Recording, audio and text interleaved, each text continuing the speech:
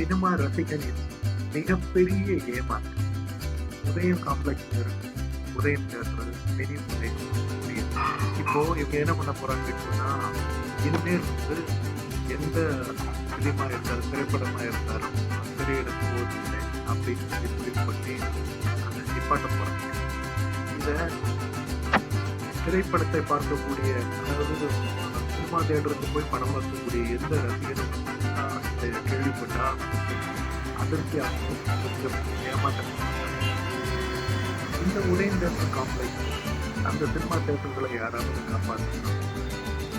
படம் பார்க்கிற ரசிகர்கள், அதாவது திரைப்படத்தை சினிமா தேட்டர் தான் நாங்கள் படம் பார்க்கணும் அப்படின்னு சொல்லி ஏகப்பட்ட ரசிகர்கள் இருக்காங்க. அவங்க எல்லாம் ரொம்ப சந்தோஷம். அது நடக்காத பட்சம் எல்லாரும் அந்த தேட்டரை போய் பார்ப்பாங்க, வருவாங்க, யோசனை பண்ணுவாங்க. எல்லாம் ஒரு நாள் கடந்து போவாங்க, இதுவும் கடந்து மீண்டும் ஒரு நாள் அதே மாதிரி ஒரு காம்ப்ளெக்ஸ் உருவாகிறதுக்கு அதிகபட்சமாக எந்த சாத்தியப்போம் எந்த தமிழ்நாட்டில் சென்னை மாநகரத்தில் இல்லை என்பது எல்லா சினிமா ரசிகர்களும் கருத்தும்